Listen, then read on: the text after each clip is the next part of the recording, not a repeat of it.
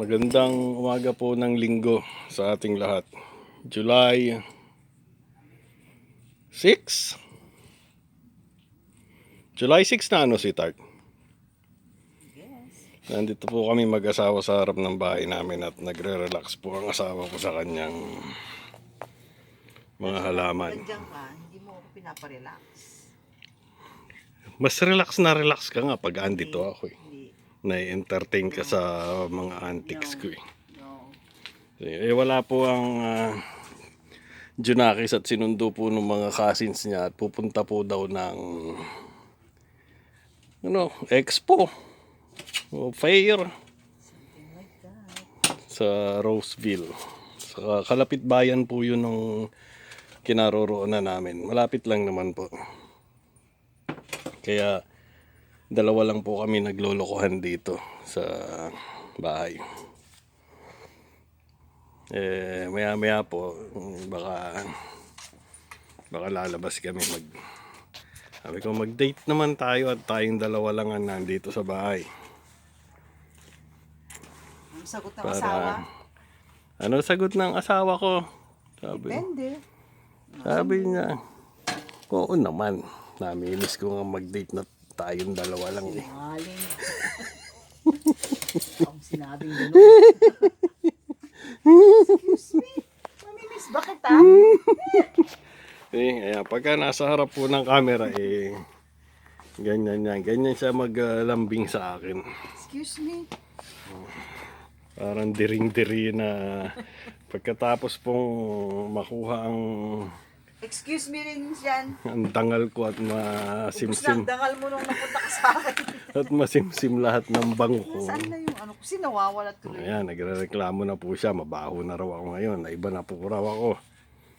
Iba na po raw ako. Simula nang dumating ako galing Canada. Nung galing po raw ako Canada,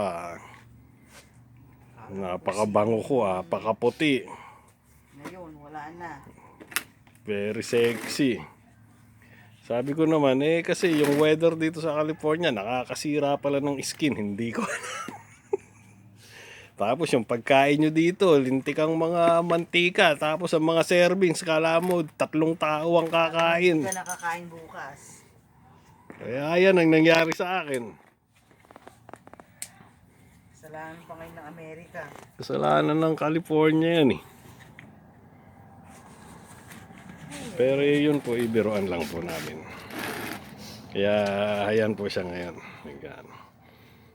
Kung ayaw mo Matatapos ka na ba yan, kung sweetheart? ayaw mo na sa isang tao, then you have Yeah. to let them go, right? Ayaw ka naman mag-let go. Wala. Sinasabi ko naman po sa asawa ko, kung mag-divorce tayo, doon ako sa kabilang room. Ay, nako.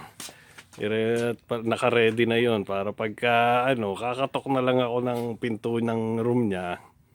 Kung may kailangan ako at kung may kailangan siya, kakatok lang po siya dun sa kinaroroonan kong pinto. Ang anak naman namin, nakatingin lang sa amin at nakikinig na, bakit kayo magdi-divorce kung ganun din lang? At kagabi po ay nanonood kami ng, ano yung pinanood natin, sweetheart? Breadwinner, something like that. Breadwinner ni Vice Ganda. Nakakaiyak din. Nakakatawang nakakaiyak Pero na that's a reality. Reality yan sa buhay. reality ng buhay ng mga Pilipino na mga nasa abroad, mga naghahanap buhay sa abroad na halos mamatay na kahanap buhay. Ang mga nasa Pilipinas nakaasa lahat. Masarap. Ang sarap ng mga buhay. Naiyak tuloy. Realidad po yung movie na yun ni Vice Ganda. Although May halong patawa. Pero may halong patawa, pero yun ang realidad. At halos lahat po ng Pilipino ay hindi alam yan pag hindi sila nakaranas na makapag-abroad. Akala nila madali. Akala nila Pero madali. it's so hard. Ang isang napakahirap po ay yung malayo kayo sa pamilya nyo. Yan. Panoorin po nyo, makakapulot ng aral. At natatawa po kami sa anak namin. Kasi naiintindihan. Dito po yun ipinanganak. Dito lumaki. Pero pinalaki po namin nakakaintindi ng Tagalog. Kung kausapin ko, Tagalog. Sabi ko nga sa asawa ko, turuan din ng Ilocano, pero hindi naman niya tinuruan. Nakakaintindi ng konting mga basic na words ng Ilocano. At habang nanonood kami kagabi po, ay tawa siya ng tawa. Naiintindihan niya yung script, yung mga pinagsasasabi ng mga artista sa movie at yung mga gay lingo pati ni Vice Ganda. Naiintindihan niya at nagsisisigaw pa, katatawa. Kaya nagkakatingin na kami mag-asawa at natutuwa kami at bihira sa bata dito yung mga ganun na nakakaintindi ng Tagalog, lalo na ang mga malalalim na Tagalog at mga lalo na yung mga gay lingo. Ako nga hindi ko alam yung ibang mga salita na sa atin ngayon, kaya minsan magme-message pa ako sa kapatid ko, Tol, ano ba yung naririnig kong ganyan? Ganong salita, ayun. Kasi matagal-tagal na rin po tayong wala sa Pilipinas. Halos kalahati na ng buhay ko ay nandito na-spend na sa labas ng Pilipinas. Ganun din naman po ang asawa ko. Na-spend na rin po yung kalahati ng buhay niya sa Pilipinas. Ano? Tatapos ka na ba dyan, madam?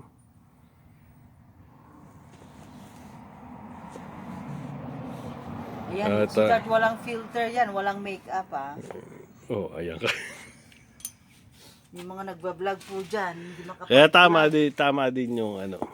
Na, Pag-vlog na mamaya may may isa kaming sinusubaybayan diyan sa Czech Republic, si Japet Boy. Yan, napansin namin, talagang natural siya, natural yung mga sinasabi niya, tsaka kung ano yung gamit niya sa bahay, yun ang gamit niya sa bahay. Nagluluto nga siya, lintik ang ang kaldero eh. Pingkaw-pingkaw na uling-uling na. Si Japet Boy.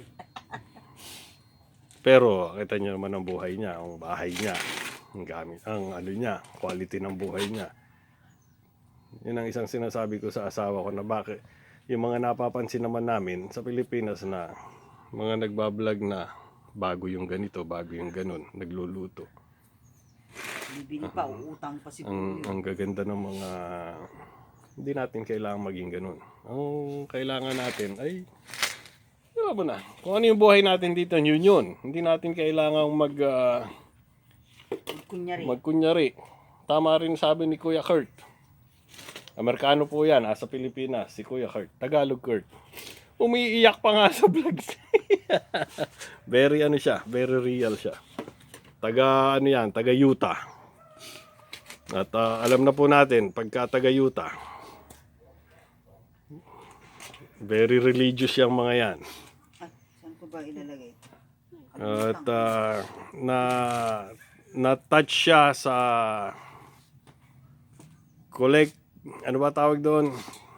Collectivity ng community sa atin compare dito sa Amerika. Dito kanya-kanya. Nakita niya yung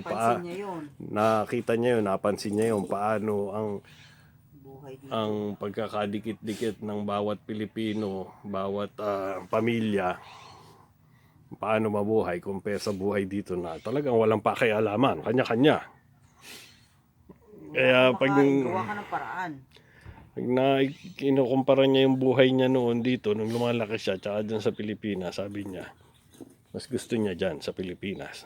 Amerikano po yun, dito ipinanganak, dito lumaki, puti, tapos naging missionary siya dyan sa Pilipinas, tapos nag-stay na siya dyan.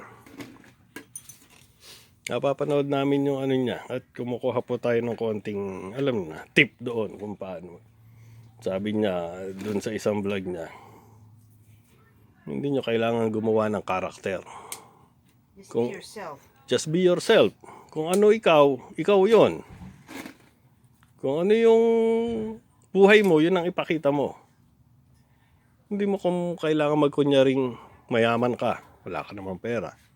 Mabait ka pero salbahe ka naman pag wala sa camera. Hindi ganun. Kung ano ka, yun ay ipakita mo. At yun ang magugustuhan ng mga tao. Tama naman siya, magaling siya. Shout out to you, Kuya Kurt. Kaya pag hiwalay na kami ni Rosani, malalaman niyo po yan. Yeah, walang tago-tago. Wala. Sabi ko nga sa asawa ko, pag ayaw mo na sa akin, sabihin mo lang. At pag ayaw ko na sa iyo, sabihin ko lang. Hindi natin kailangan... Sinabi ko na, hindi ka na maniwala. Hindi ako naniniwala. Hindi natin kailangan magsakitan physically, katulad ng ibang mga mag-asawa na nagsasakitan pa bago Wala maghiwalay. ang nananakit sa asawa ko. Nauuwi pa sa may Never ako sinaktan ni Rosani. nawawalan ng buhay. Hindi lang Hindi niya ako natin kailangan kinakausap. dumaan sa ganun.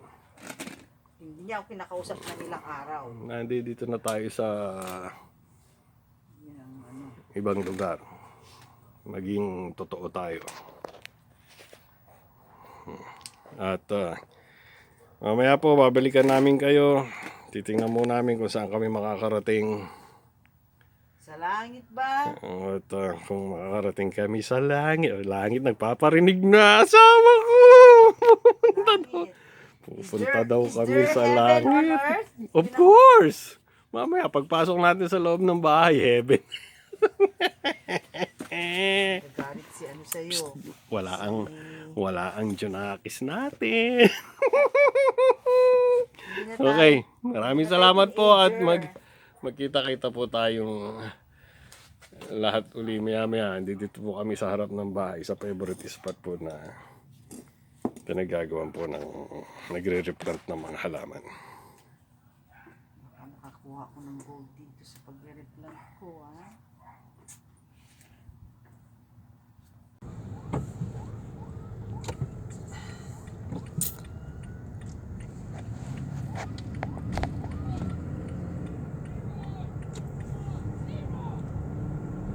Wala, hindi ko masyadong Takas ano. na sila, dumadating na pulis, tatakas na sila.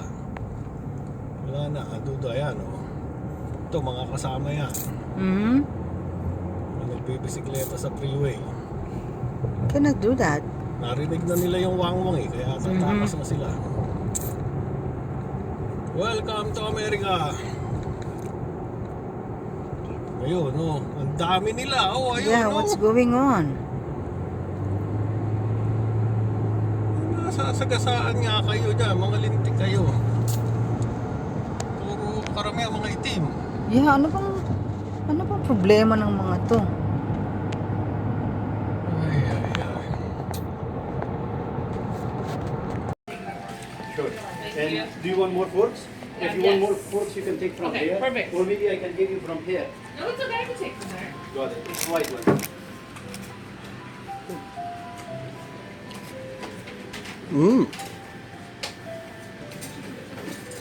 Good. I'll take it. You are able.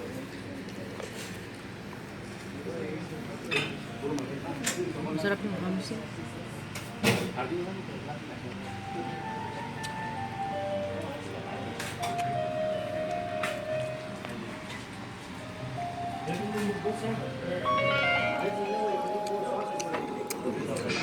Masarap po dito.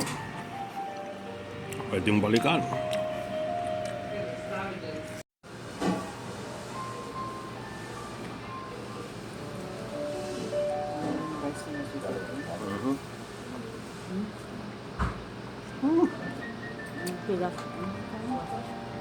Very good.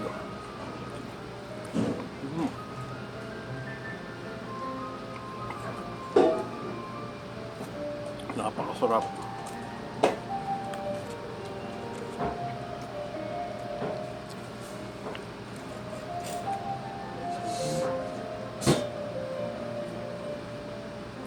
Kaya maganda din po minsan yung ano, susubukan din nyo naman yung pagkain ng ibang lahi, ibang bansa, ibang lugar. Nung nakaraan doon kami sa kabila, katabi lang po ito nung ano, Mexican. Ito po Mediterranean na may touch ng Afghan, Pakistani. Napakasarap. Lamb, beef, chicken. Hindi po sila kumukuha ng pork. At napakasarap po ng mga sauce. Medyo matagal lang ang serbisyo pero sulit.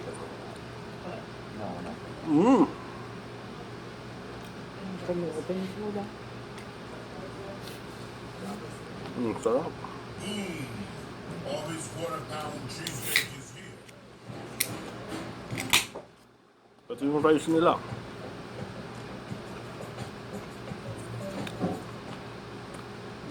Kakaiba. Ano pang rice nila?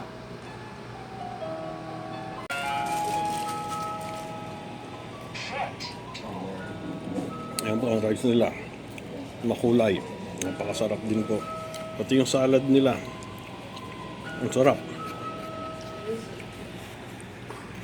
I will come in. Here.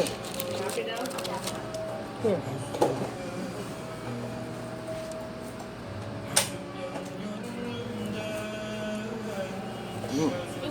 Pretty interesting. Pretty interesting. Such a wide variety of options.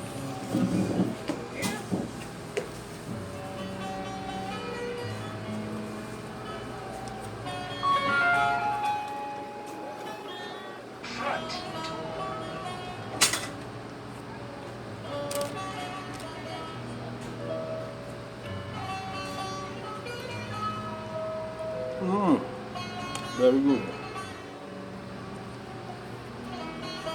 Bigla lang po naalala ng josawa ko to. Kalapit ng pinuntahan. Matagal na po namin nakikita itong bagong bukas na restaurant na to. Sabi nga, testingin naman natin one time. Ngayon lang natuloy. Nakita niyo naman ang music. Pati music authentic. Ewan ko, naririnig po niyo ang music.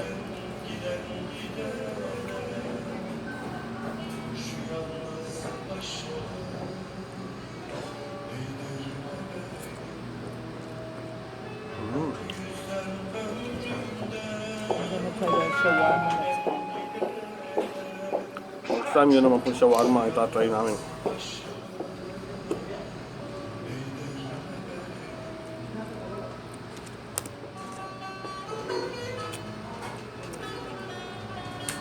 Can we get a box and then change my chocolate?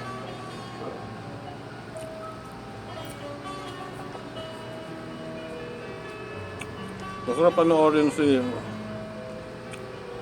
want to Tagalog Kurt. Kasi habang kumakain, non-stop siyang magsalita. Walang cut yung video niya eh. Hindi ko alam paano siya nag-iisip na basta dire-diretso lang yung ano niya. You know why? He's used to talking to people. Kasi nga naging missionary siya. Sanay siyang napag-usap sa mga ano. Yeah, it's really good. Thank you so much. Great. How many boxes you need? One. Okay. You okay.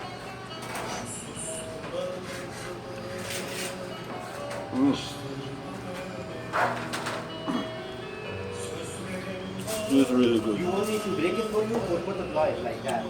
So some people want it to break in pieces. Mas masarap ito kaysa dun sa Petra, Okay. sa Folsom. Right? Yung pinupuntahan natin sa Palladio, mas masarap ito. Take one squares one.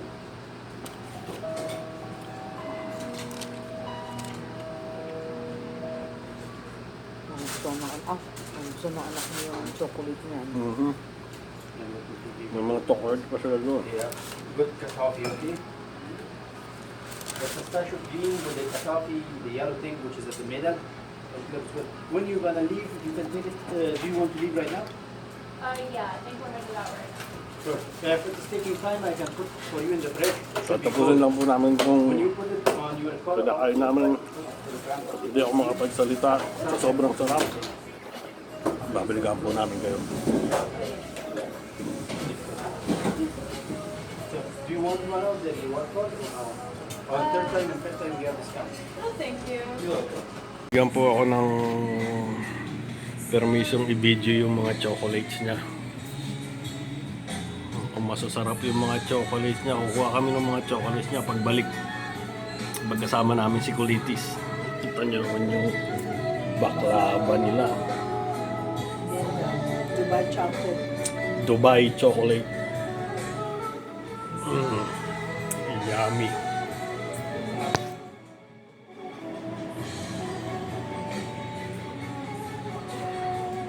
Babalik kami dito. Masarap. Really good. Very good. Ngayon lang po yung kinainan namin last week. Ngayon, ayan. Katabi lang po siya. Yung pinagtatalunan namin nakaraan. Ang nanalo last week yun. Yun, tinesting lang namin to kasi wala kaming magawa sa bahay. Kasi nga wala ang Junakis, lumaboy, kasama yung mga cousins niya. Sabi ng asawa ko ito, tikman natin tong bagong bukas na to, Harir, Giro and Burger. Sabi nga mga matatanda dito, Burger. Kung sabihin ko naman, Burger. Hindi, biro lang po. Hamburger, sabi ng mga Pilipino. Hamburger. Yung dalawang soda natin, Yeah. so we only paid one. And then yung dalawang tubig, it's free. Mhm. Sabi niya, it's your first time, so it's free. Ayos. Ito, pauwi na po kami. Pakidukot mo nga yung susi dito sa bulsa ko. Yung bulsa ko ang dudukutin. Yun, andyan yung susi. Hindi, yan ang dudukutin yung bulsa ko. Ang kulit talaga ng... Yan, pakibuksan mo na. Pauwi na po kami. Ayos. At maraming salamat po pagsama ninyo sa amin ngayon. Dito po kami sa tinatawag nilang downtown nung town namin. Ayan na po ang pinaka-downtown. Ayan. Ganito lang po katahimik tong bayan namin, tong town namin. Simpleng-simple. Kaya nga sabi nung dalawang tropa ko na nasa LA, nung mapunta dito, nung binyagan yung ang Sikulitis, para daw silang napunta sa baryo. Siyempre, kumpara mo naman to sa LA. Tahimik na tahimik. Ayan lang ang maiingay dito. Ayan. Ayan lang ang mga maiingay dito. Okay, pauwi na po kami at maraming salamat po sa pagsama ninyo sa amin. At ingatan po natin ang ating mga sarili at ang bawat isa. At mabuhay.